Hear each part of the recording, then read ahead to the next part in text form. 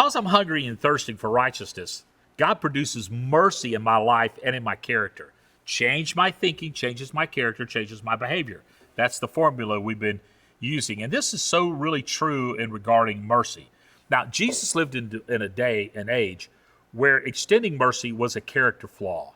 If you extended mercy to someone, it's because they have first extended it to you. That's the only reason you would give mercy, is because you've received mercy from them.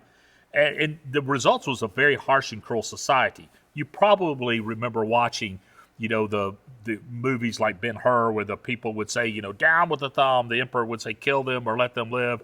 And that was that kind of cruel, merciless society they lived in. Now, Jesus, the most merciful person to ever live, the most merciful God, he poured out his mercy on the broken, sinful, and marginalized. He did this. He is the God of mercy. The more mercy he displayed, the greater he revealed the hard hearts of the religious leaders of that day and the draconian, bellicose behaviors of the society of that day.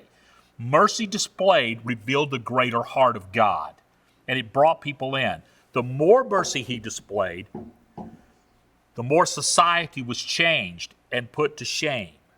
Jesus said this, "Blessed are the merciful, are living in the bliss of God, are the merciful, for they will be shown mercy." Now, to the listener of that day, this was so counterculture to them.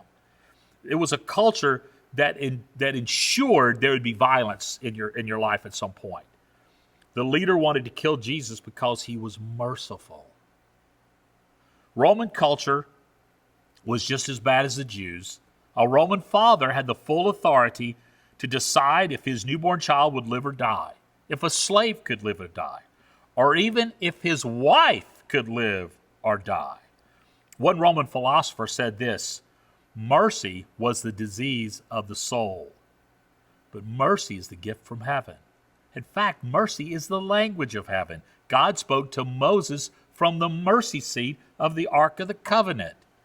And the receiver then becomes the one who gives it. Mercy of God. Now, here's how mercy is displayed through the life of one whose attitude's like Jesus. Mercy then forgives. It doesn't wait for an apology. It pre-forgives. Now, pre-forgiving is great for you because it lets you off the hook. It doesn't let them off the hook. It lets you off the hook. It removes the bitterness from you. I was listening to a podcast the other day. I'm going to promote it. It's by a guy named Scott Weatherford, the Scott Weatherford Leadership Podcast. And he talked about anger on the stove becomes bitterness in the pot. That when you're unforgiving, it turns into bitterness. And so mercy then forgives and it removes bitterness from your life. Mercy is generous. We give because we're generous. Mercy is loving.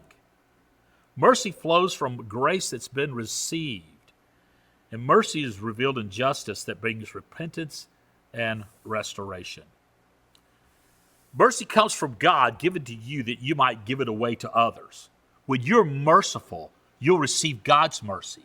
God extends his mercy to you through the cross, and now you can live in the bliss of God and be merciful and be a mercy giver. It starts changing the way you live. A few years back, Tara and I went to Cambodia and to tour the nation to look at upstream solutions to human trafficking. We came to a city called Phuket, and it sits on the border of Thailand and Cambodia. It is a wretched border town. In between Thailand and Cambodia is a no man's land, about maybe a quarter of a mile wide. There was a pedophile who was bringing a Thai child, a little girl, into Cambodia so he could continue his terrible things with her. And she was about 12 or 13. He was a Canadian, older. In the middle of that no man's land, he had a heart attack and died. The Cambodians didn't want to touch him, and the Taiwanese didn't want to touch him. And they wanted nothing to do with him. He received no mercy. They told that story to me. I was appalled at first. How could you let a corpse lay in the middle of a no man's land? And I realized this guy was a guy that had never given mercy, and therefore he is receiving no mercy. Finally, someone from Cambodia having pity, mercy, took care of his body. Man, I want to be a mercy giver. And I think you do too. And you've received great mercy from God. So why don't you discuss the things in your life that need to be changed so you can have an attitude change, a character change, and a behavior change, and live in the bliss of God, receiving and giving his mercy. Have a great discussion. I hope this helps.